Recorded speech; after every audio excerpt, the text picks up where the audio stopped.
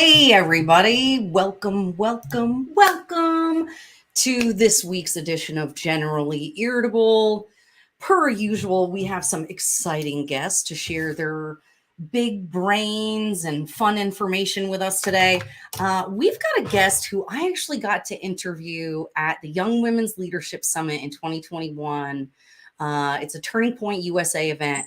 And that's where Benjamin and I learned about the Atlas Society. Now, many of you are very well read out in our audience. So you may have read the book Atlas Shrugged. You've probably heard about an author called Ayn Rand who wrote Atlas Shrugged. Now, some of you may or may not know that that book has actually been one of the most influential books of a generation. So Ayn Rand not only writing influential books, but just generally being a very influential author. The idea that she brought forth to the collective consciousness is this idea or this philosophy of objectivism. Okay, so you guys, I'm not going to try to butcher it. I'm going to bring Jennifer Grossman in right away to kind of talk to us a little bit more about it. But really, it's this idea that we can be rational, reasonable people and make good decisions that are good for us, that in turn are also good for society. That's kind of the dumbed down version of what I think it means. It's basically like moral selfishness. Some people might call it, or what's the word? It's like holy selfishness or something like that. It's basically, how can we do good in the world while also thinking of ourselves and our families and making sure that, like the proverbial passenger on the airplane, we're putting our oxygen mask on first before we're helping the people around us. So Ayn Rand, Objectivism, the Atlas Society is an organization whose purpose is to facilitate and grow those ideas, to share them with the world, and hopefully make it a better place. And while a lot of the guests we have on this show are very partisan, right? They are Democrats, they are Republicans, they are whatever they are. One of the really cool things about the Atlas Society is that they're nonpartisan. Their goal is really just to reach people. They're not trying to say, they're not trying to hitch their wagon to one team or another. They're saying, no, we all can agree on these things, whether libertarian or even socialists. I mean, you guys, this understanding of how we engage with the world around us can benefit everybody in every sphere. And so I guess that's just what I want to get started with. If you've got some prejudices in your mind about Ayn Rand or Atlas Shrugged, I'd like you to just take them in your hand, stick it in your pocket for right now. Okay, just stick it right in your pocket, whether you're an evangelical Christian or you are a practical socialist, as some people call themselves. Just take that, put it in your pocket, and let's have a fun, fresh, new conversation with the CEO of the Atlas Society, Miss Jennifer Grossman. Jennifer, thank you so much for joining us today. Oh, well, thanks for having me on. I just so enjoyed our time together at the Young Women's Leadership Summit, and big admirer of your work. Thank you so much. Okay, so I'm just going to let everybody know right off the bat, as you're looking at the show today, you're going to see that we got a little bit of a funky format. We were having some technical issues. So Miss Grossman is joining us via Zoom. So we're going to switch back and forth like this. So she's the main picture on the screen, you guys. I'm going to make myself small so you get to just see her being smart and beautiful like she is. And we're going to do this. So, all right. Now, Jennifer, would you go ahead and just tell our viewers, what it is that has you so passionate about Ayn Rand and the Atlas Shrugged, Objectivism? What brought you to this conversation? Well, I think for me, one of the things that we miss when we look at socialism we say, well, it's good in theory, but it doesn't work in practice.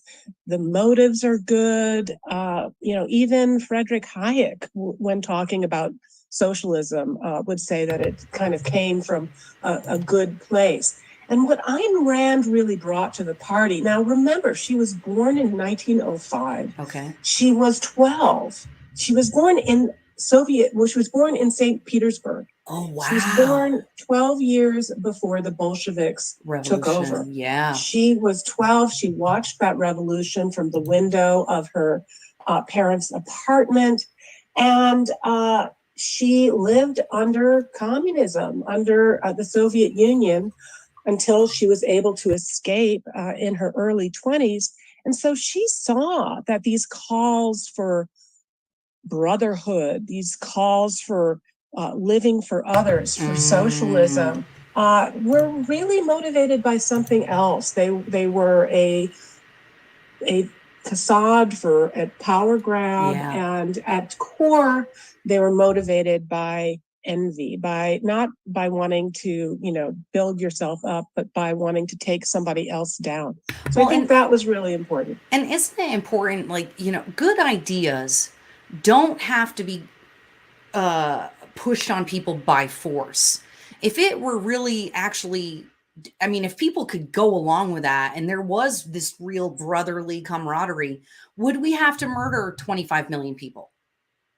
Absolutely. That is why she said it always begins with this altruistic appeal, right? That you're, as an individual, you must live for the nation, for your brothers, for the proletariat. And then that devolves into tyranny because it is unnatural. It is not consistent with human nature. So if you start with the idea of what we need as individuals in order to survive and thrive in the world, it's that we need to act rationally and we need to act to, live in our self-interest to further our lives. And so that really is something that, if you don't allow people to make their own decisions, you will end up by needing to force them. I think something you said there really deserves repeating, which is a lot of these ideas ignore the reality of human nature. Okay. We, by nature, are selfish, self-centered, self-interested, right? We're going to take care of ourselves first. We're going to take care of our families first. And even when we have good intentions, we can hurt each other, do things wrong, and screw things up. So I don't know if you can, I'm asking you to speculate here, okay? But can you fathom where this idea that we can overcome human nature comes from? Well, I do think that it has various roots that are utopian. A lot of it comes from the whole progressive movement. In fact, the progressive movement in the United States preceded the collectivist movements that you saw in Europe. And so I think there is an idea that in part came out of the Industrial Revolution. There was so much change. Look at these machines, factories, they're organized. Can't we organize society along similar lines?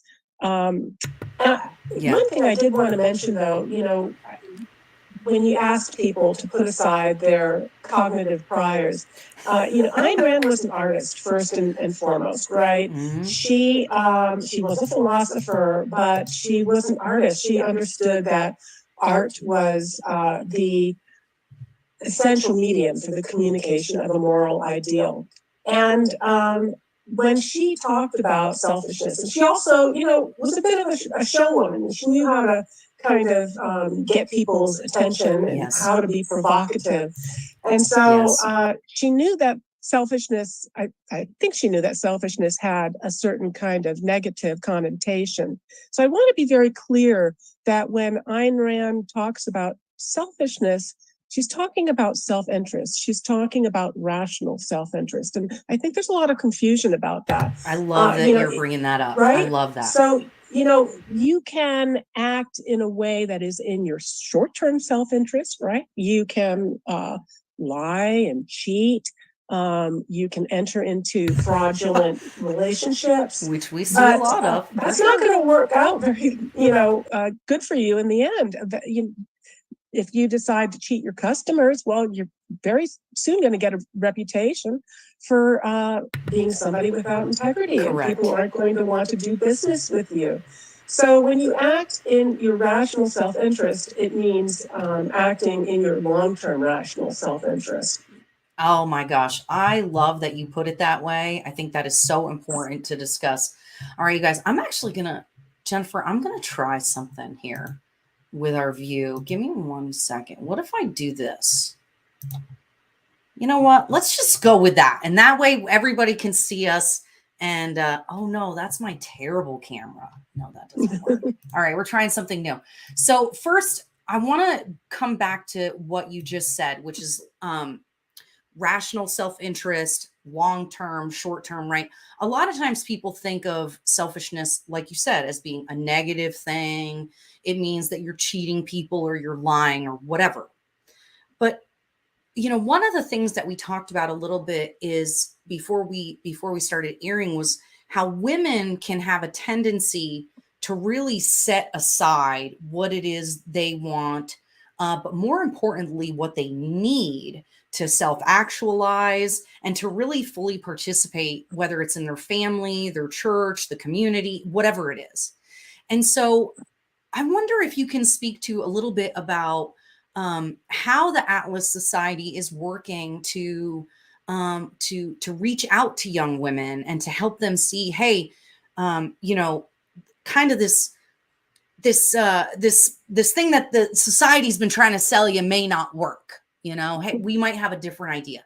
What's the Atlas Society doing to reach out?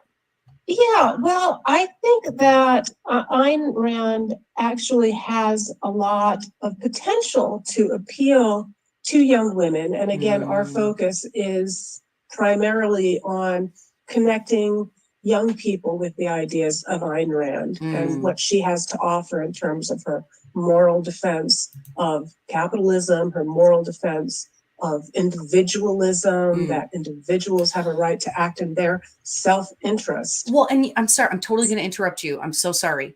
I think it's interesting. We say moral good, but she wasn't a religious person. Right. Right. So say a little bit about that moral conversation when we're not adding, like a Christian message behind it. Yes. Well, Ayn Rand, in addition to her novels, which incorporated these philosophical ideas, later then developed a systematic philosophy, which included a metaphysics, how she saw the world around us. For her, her metaphysics was the natural world. It was not about a supernatural world. Her epistemology was about logic and reason, not faith. But then again, she went on to have an ethics, okay? The ethics are about how do we interact with other people. And her ethics was one of, again, rational long-term self-interest. And yes, she had a politics, and yes, she had an aesthetics. But in terms of those ethics, I think that often as women, because of our wonderful privilege of having the opportunity to be wives and to be mothers, in that role, we can sometimes default to putting the needs of others before those of ourselves. Yes. And again, we are talking about in the long term. So, as mothers, yes, we don't always get the amount of sleep that we want, or, we have to tend to other people's needs. But because in our rational self-interest, we want to be able to have vibrant, independent young adults and all of that. But in the process of putting others' needs before ourselves, I think that we can grow resentful. Yes. We can reach a breaking point. We can be unhappy. And, there's no getting around that. So Ayn Rand, I think the ethics of rational self-interest says, you're not here to be a sacrificial animal. You're here to enjoy your life, to thrive, to have a life full of meaning, and your choices are important. So in the ethics, it's important, but I also think Ayn Rand herself, her extraordinary life, think of the times that she wrote in the 40s and the 50s. This was a very different time in America, and for her to bring forth these, epically successful novels and her philosophy. But then again, if you also look at her novels, who, of course, the line that we talk about in Atlas Shrugged was, who is John Galt? Yeah. But who is the actual protagonist who does all of the action in Atlas Shrugged? It's Dagny Taggart, the protagonist of We the Living. It's Kira, an engineer. So her novels had a lot to offer young women in terms of their presentation of these strong heroines who are doing incredible things and are being independent and acting, not with the consensus. So yes. I do think that is something that young women should read and should be able to take some inspiration from. And I think I want to highlight that again. The time that these books were written, this wasn't cool. It was not okay. And Ayn Rand has been viciously attacked over the years from various religious groups or, this or that. And, my first experience learning about Atlas Shrugged and Ayn Rand was through my husband, Benjamin, who is a devout Christian. He's evangelical, born again Christian. And he doesn't seem to find anything adversarial between objectivism and Christianity. And so I think that's been one of the interesting things is like, I'm going to say this totally wrong, Jennifer, and you're probably going to have to correct me, but I almost see objectivism as basically a similar philosophy to Christianity, just without the Jesus, right? It's basically like, do unto others as you don't go out into the world and be a jerk. What's yours is yours. Don't steal stuff. Is that wrong for me to think about it that way? Well, I would probably have to, disagree with you there. I do think that I had a very similar experience when I took over the Atlas Society 7 years ago. And I would find people that I knew, like Andy Puzder, who was CEO of CKE Restaurants, or my friend Randy Wallace here in Malibu, who is an evangelical Christian. He wrote Braveheart and Seabiscuit and all of these great movies. Okay. And Andy Puzder was a Catholic with 6 children, and he had all of his kids had to read The Fountainhead before they could get their driver's license. But my knowing about objectivism, which again, as I mentioned, it's not supernatural, right? It is natural world.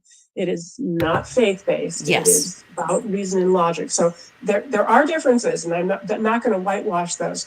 But when I would ask Andy and Randy and other deeply devout Christians, I said, does that bother you that Ayn Rand was an atheist? And they're like, for them, when they read Atlas Shrugged, that is not the message, that they're getting. Or they read The Fountainhead. They're getting messages of individualism, of being independent in your beliefs, of being willing to stand against the crowd. So, I do think that I'm not going to present objectivism, particularly in, its epistemology and its metaphysics as compatible with a faith-based world.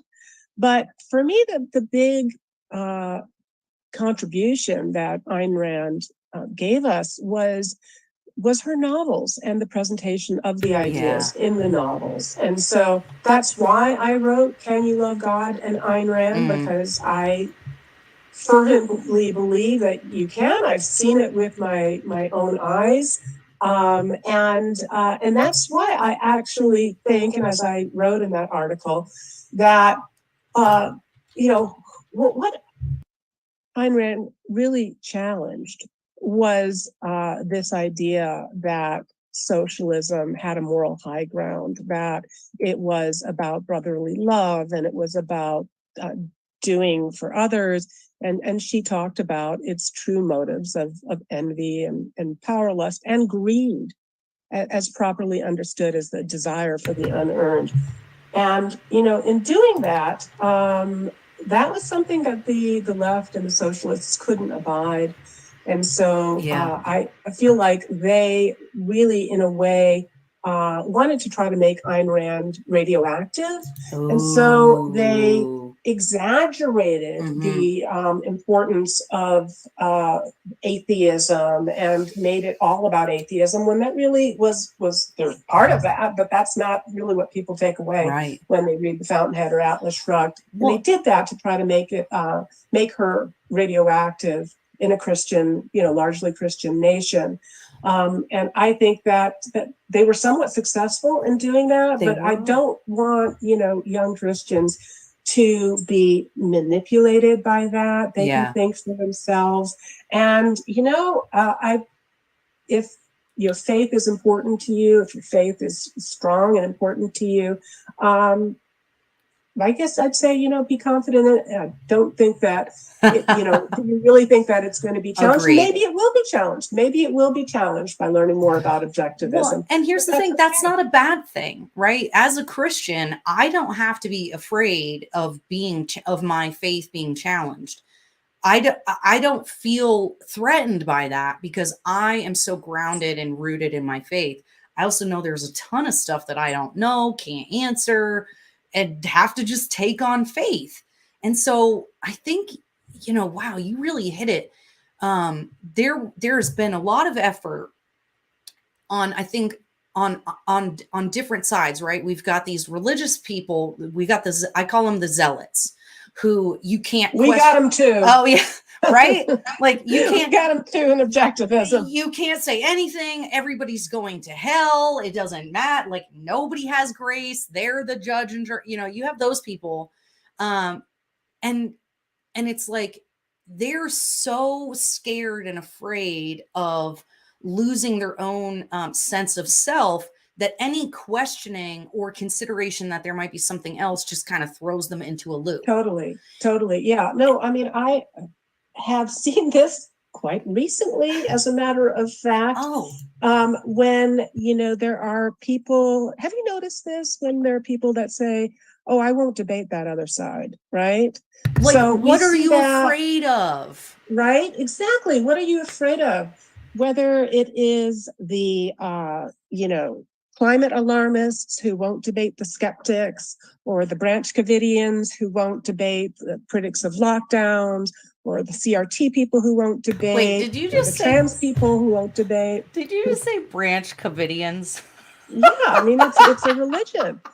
And recently, I was like yesterday, there was this whole video from some objectivist group that said, well, we will never debate the Atlas Society because, we can't count it. So, but it's all about the same thing. These are less philosophical or scientific, issues for people who won't debate, but psychological ones. And I suspect that all of them are really suffering from a sense of insecurity, intellectual insecurity about the strength of their positions, because otherwise, regardless, if you are, confident about your belief system, why not debate? Exactly. Oh, I love that.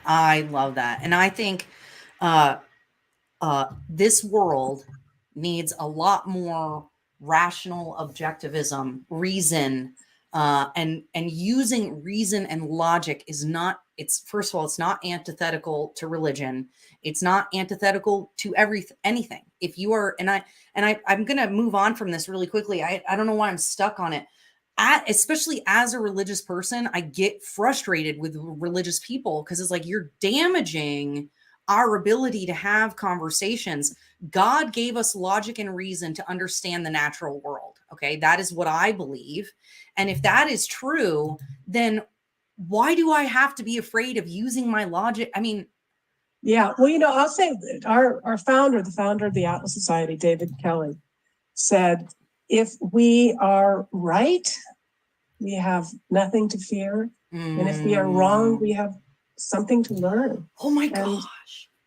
Yes. Isn't that brilliant? And I just think that if all of us adopted that, and that's why at the Atlas Society, you know, one of the things that makes us different is this elevation of benevolence as a major virtue. And that's part of open objectivism, is that we will debate and we will discuss, and we will have a commitment to a reasoned, tolerant, non-dogmatic debate, and a policy of benevolence towards fellow travelers, you know, conservatives or libertarians, or even, you know, critics. And I think that that is really essential, because, you know, you have to be an entrepreneur. You have to be an entrepreneur, not just in your business, but you have to be an entrepreneur in your life. Yes. And in your social relationships. And, you know, that's why it's selfish to be polite. It's selfish to be kind, because if you are kind, then, you know, you have a lot more opportunity to gain some customers and to gain some partners, to gain some followers. So I think that if more of us adopted that kind of rationally selfish kindness and openness, that we'd be more successful. I am in complete agreement with you. I love it.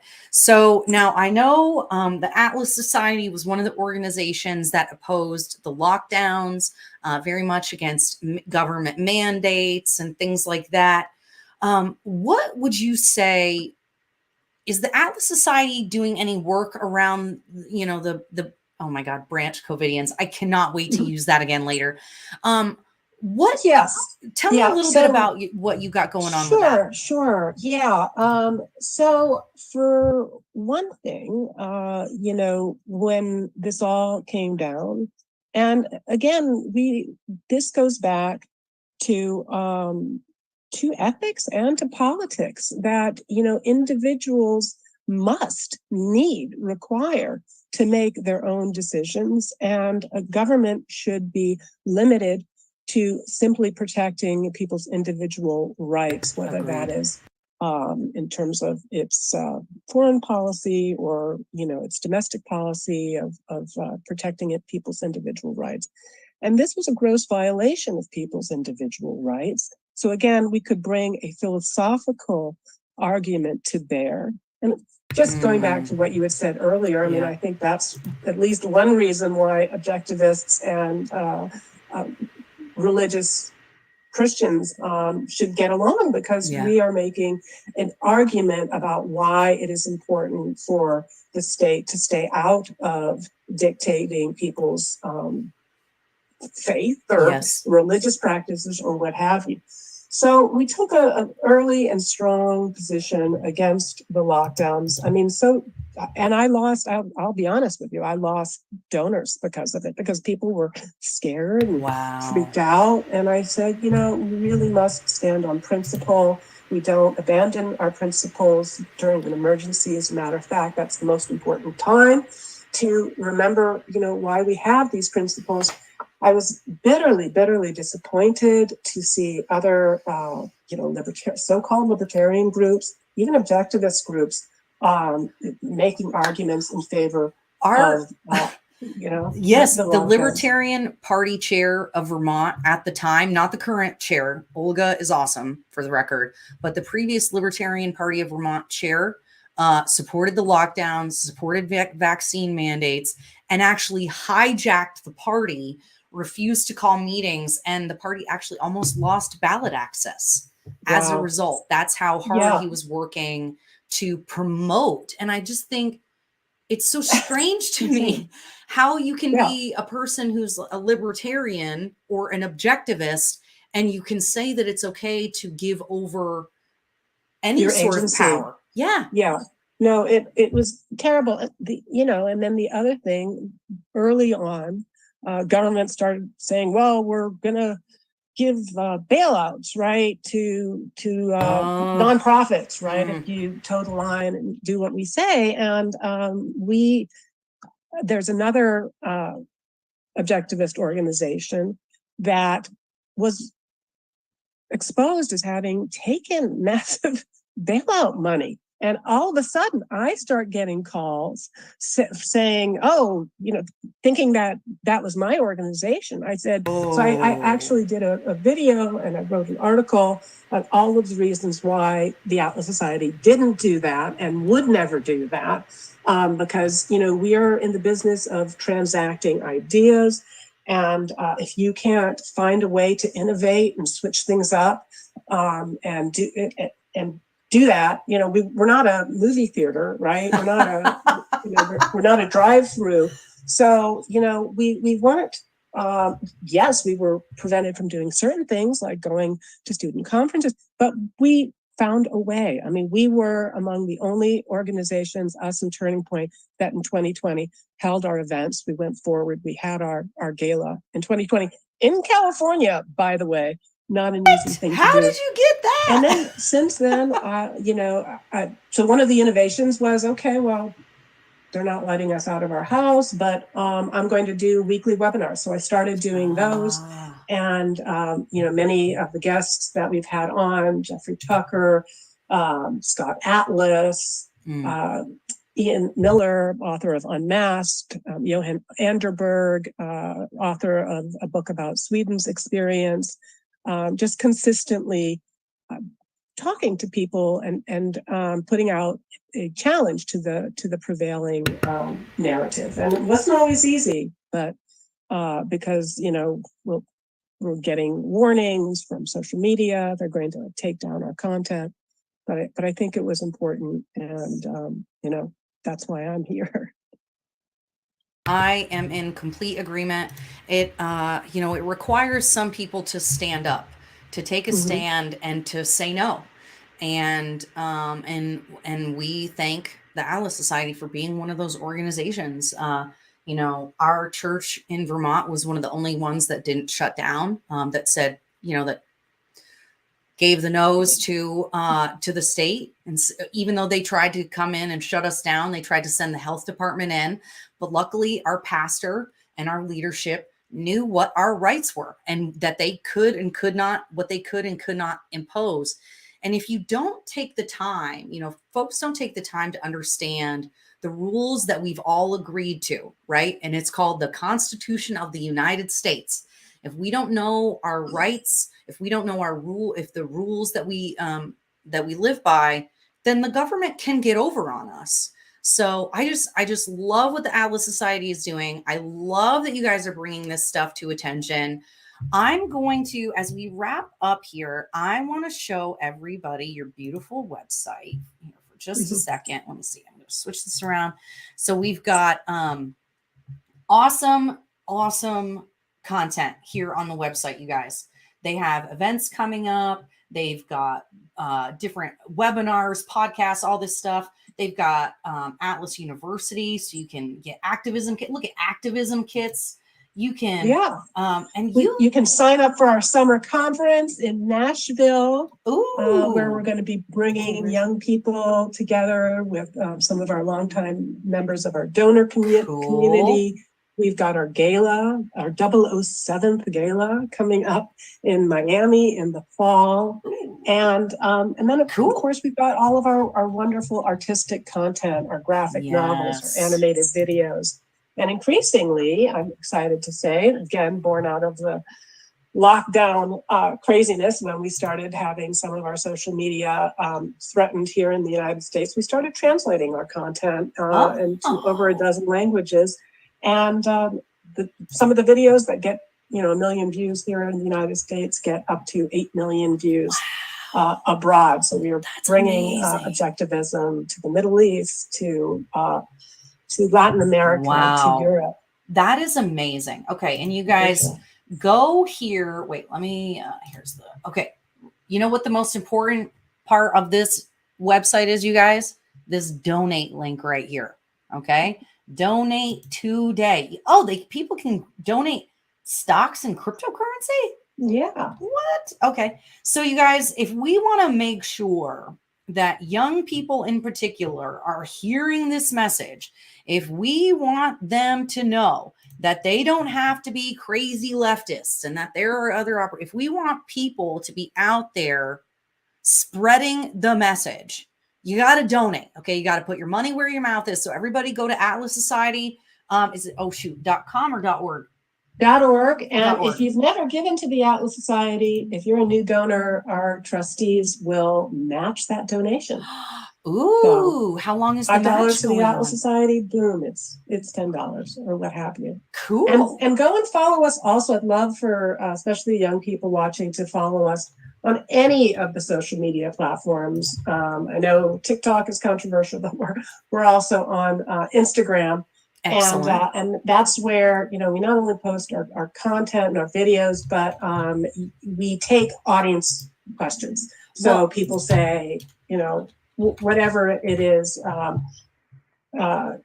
who's the best president, who was the worst president, are there moral absolutes, whatever, then we do, I do, our scholars do, and our staff and our guests do quick 1-minute answers. All right. I'd love to see you there. We've got, so here's the Instagram, you guys. Go check it out. It's just Atlas Society. Oh, yeah. I didn't realize I wasn't following you. We're giving you a follow. And here's that Wall Street Journal article. Can you love God and Ayn Rand? I love that. So you guys go check out the Wall Street Journal article. Jennifer, you have done an amazing job running the Atlas Society, being the face. I said before we got started, when we got to go to America Fest this year, and we saw the content that you guys had to give out to the people who were there, it was so clear that you guys, that the organization is really working hard to reach people. You're not just, we got, pens here for you, which everybody just throws away anyway. But when we're talking about comic books, when we're talking about the kind of swag that is actually going to engage the audience that you want to talk to, I just was so impressed. Yeah. We got it together, and I'm very, very proud of our staff. I mean, I think you also saw the young people that always are there at the Atlas Society booths, no matter whether you're at Turning Point or you're at Students for Liberty or Young Americans for Liberty or whatever conference. Those kids are switched on, they're bright, they're not looking at their phones, and they, are coming away with just, people that are curious, and we want to make things accessible. So that's why we have all of our pocket guides, Pocket Guide to Objectivism, Pocket Guide to Capitalism, Pocket Guide to Atlas Shrugged. So good. And then, we have, as you said, Atlas University, our faculty, and ways for people to take the next step. So I love it. Yeah, I love it. And you were absolutely right. Everyone that we've engaged with at these events is very knowledgeable, thoughtful. They look put together. These are not your average college kids, you guys. They're not with the bad haircuts and the mismatching, unkept clothes. These kids look good. It's clear. With their dollar sign. Yes. Actually, are those available on the website? Yes, they are. And I'll tell your audience, because people will ask me about them. And why do you wear the dollar sign? Yeah. And, Ayn Rand wore the dollar sign. For those who have read Atlas Shrugged, you'll remember that the dollar sign was a motif throughout the book. It was left on cigarettes. There were clues at the end of the book. They write the dollar sign in the sky. And Ayn Rand herself, some of those most iconic photos of Ayn Rand wearing the dollar sign. Yeah. And she said that as the symbol of the currency of a free market, the dollar sign is the symbol of the currency of the free mind. So I think it's a shorthand way of saying, capitalism. I support it, and you got to hustle. I love it. You know what? That is the perfect place to put a pin in our conversation.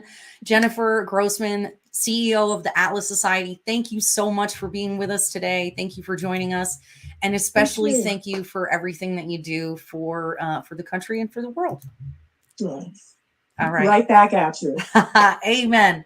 All Thanks, right, Erica. everybody. Thank you again, Jennifer Grossman. And we'll see you guys. Oh, actually, we won't see you next week because it is my birthday next week. And the Hubs and I have a little getaway planned. So you aren't going to see me here, guys. But the week after that, it'll be very exciting. All right. We're done for the day. All right. See you guys later.